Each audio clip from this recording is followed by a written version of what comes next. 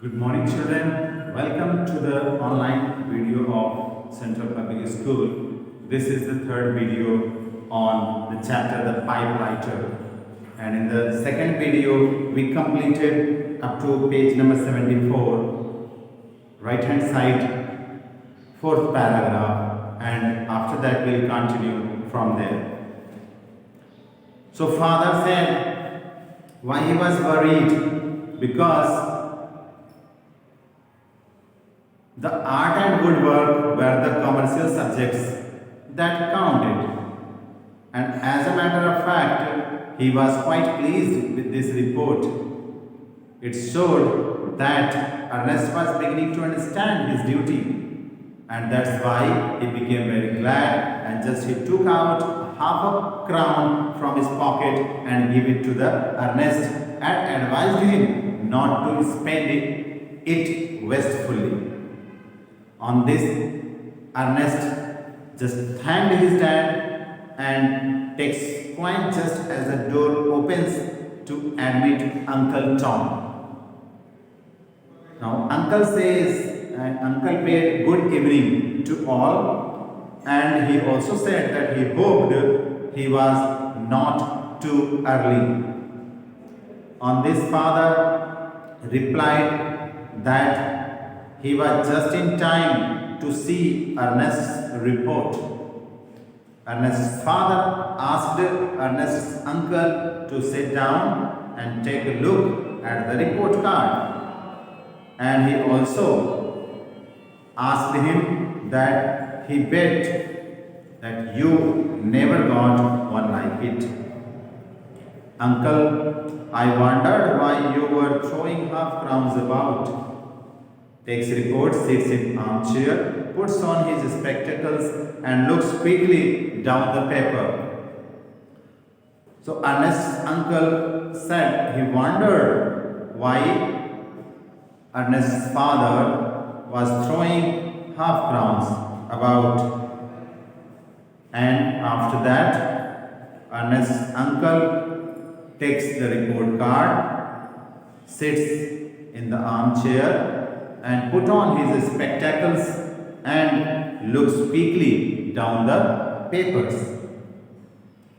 Father said, well, uncle said, you are right. By Jove, I never did. To Ernest, seems to me, young man, you have turned into a bookworm. What has happened to you? So on hearing this, uncle said that he was right, and he also added that he never did. He said to Ernest that according to uncle, he seemed to be a young man, and according to uncle, Ernest had become a bookworm. And he also asked what had happened to Ernest. Ernest was uncomfortable, and he said that he didn't know, and he was sure. Father, he began to realize the value of work, I hope, looks at the watch. Ernest's father just looked at the watch and said that Ernest had begun to realize the value of work. He hoped, just looking at his watch, and said, look here, you must excuse us a few minutes, Thomas. I want Ernest to help me get some letters off. And the post goes at 7:50. Ernest's father said that he wanted Ernest to help him get some letters off, and the post that went at 7:15. On this, uncle said that was all right. Don't mind me. On this, father requested Ernest's uncle to help himself to cigarettes. he offered him to smoke cigarette. Points. He also pointed him to the box on the table, and he asked his son by saying, "Come on, boy, we must hurry." That they were in a hurry. Goes out followed by Ernest. Then he also goes out followed by Ernest. Uncle takes a cigarette, lights it, and then examines the report again, whistling from time to time in surprise.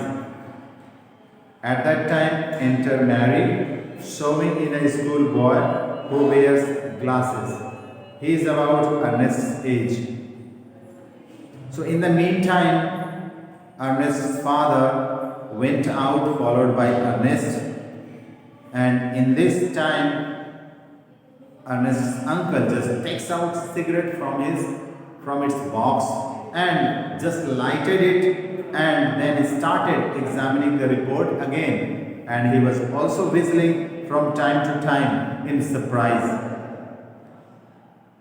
Then Mary entered the scene, showing in a schoolboy who wears glasses. She was showing a boy whose name was Ernest, and he was also of the Ernest's age. When Mary came in, she said that she was sorry. She thought the master had been there. On this, uncle replied, he was very busy just then. And he also requested her that if there is anything he could do. Mary replied that she didn't know. And she also added that young gentleman said that he wanted to see Mr. Ryland Smith or Master Ernest. So the boy who came wanted to meet Master Ernest. On this, uncle said to Mary that it was all right, and he also asked if he could help him, and he will keep him company till Ernest returns. Mary thanked Ernest's uncle, and she just went out. Boy, I excuse me, but are you uncle? I am Ernest's uncle. The boy just asked him to excuse him, and he also wanted to ask something from him. On this, uncle said that he was Ernest's uncle, and if that was what you want to know, but sit down and tell me if I can be of any use. He asked the boy to sit down, and he also asked if he could be any use of for him. On this, boy answered, well, you see, it's about my school report. We think there has been some mistake. The boy who came to meet Ernest said that that was about his school report, and they thought that there had been some mistakes in the report card. On this, uncle exclaimed with wonder by saying, dear me, how did that happen? So he also wanted to know that how could it happen. Boy then sitting down and producing report. Then the boy sat down, and then he produced the report to Ernest's uncle. You see, it's like this.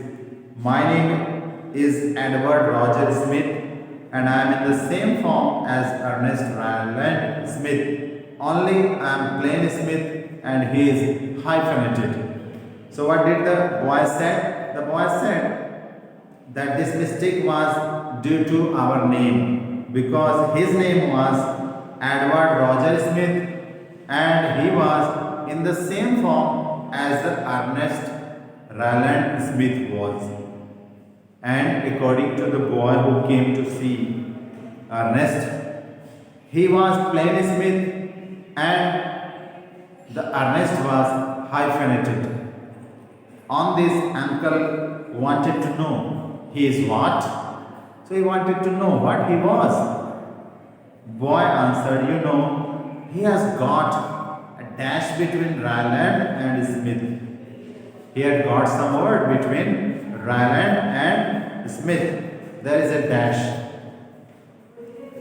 Uncle accepted it by saying, I see, go on.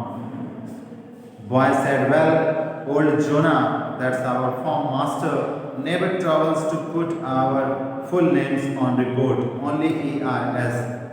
So the boy started explaining what happened to them. He said that one of his old teachers, old Jonah, used to write their names in short form by writing ERS. So it was very like mixed us up. I hope so. Anyhow. So according to the boy, it was all mixed up because both of them had the same name. Ernest Ryland Smith and Edward Roger Smith. ERS.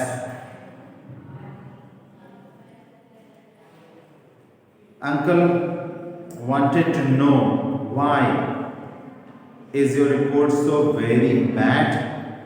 Uncle wanted to know if Edward Roger Smith's report was also very bad.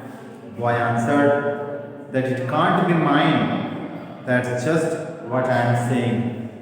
According to the boy, the report card which he was holding was not his, but it was Ernest's. On this, uncle said, well, the one that was sent to you, whoever it belonged to.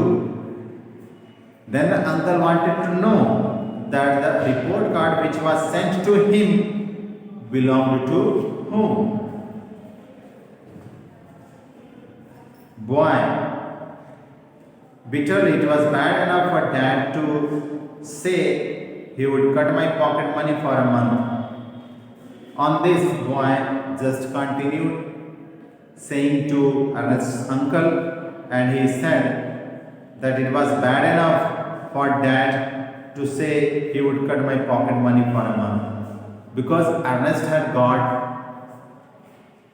low marks in all the subjects. That's why his father had cut his pocket money for a month. That was a punishment for that. Uncle, that's bad luck. Uncle said, that was the bad luck for you. Well, I shouldn't be surprised if you were right about yours getting mixed up with young Ernest. So on this, uncle says that he shouldn't be surprised if they are rightly about getting mixed up with young Ernest. Suppose you show me yours and take a look at this. On this, uncle just requested the boy to just have a look at the report card which he was holding in his hand.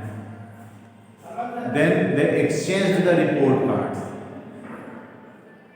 Boy, looking quickly at the paper given to him, this is mine, I am sure of it. When the boy saw the paper which was just given to him by Ernest's uncle, he just claimed that that report card was his, and he was very sure of it. On this, uncle said, what makes you think so? What just made him think so? Boy, look, I have done pretty well in everything except art and woodwork, and those are the only subjects Ronald Smith is good at. The boy just explained that he had done pretty well in almost every subject except art and woodwork. And those are only subjects the Reinald Smith was good at. It means that this Edward Roger Smith was good in almost all subjects excepting the art and woodwork. And according to him, Reinald Smith was good only in those subjects, means in art and woodwork. Uncle just accepted that, expressing, I shouldn't wonder if you are right. Looks at paper, yes, I am afraid you are right. Well, there is only one thing for it. We must change them over. Uncle, on hearing this, he said that he shouldn't wonder if he was right. And he just had a look at the paper and said that he was afraid that the boy was right. Well, there is only one thing for it. We must change them over. Then uncle said and asked him to change them over. Boy, do you mean I can keep this? On hearing this, the boy asked uncle that if he could keep his own report card with him. And uncle answered positively by saying, of course, as it was clearly his. Boy just took out the report card of his and he just kept it in his pocket. He thanked the uncle and said that he was sorry that if Reinald Smith is going to be disappointed, but he didn't know my father. He also explained by saying that he was also very sorry for Reinald Smith because he has got very minimum marks in his paper, and that's why he was given the punishment of cutting his pocket money for a month. And he was also sorry for Ernest. On this, uncle said, no, but I know Ernest. However, I believe the boy suspects something already and you can leave his father to me. Uncle just convinced him by saying that no, there is no matter, and he also added that he knew Ernest's father. However, he believed the boy suspected something already and he could leave his father to him. Boy again thanked him by saying, good night, sir, and uncle also replied by good night, my boy. And uncle added that his pocket money ought to be safe then. Boy said that he hoped so and he just went out. Uncle now took up the remaining report and examined it again. Then he was shaking his head. He folded it carefully into the pipe lighter, which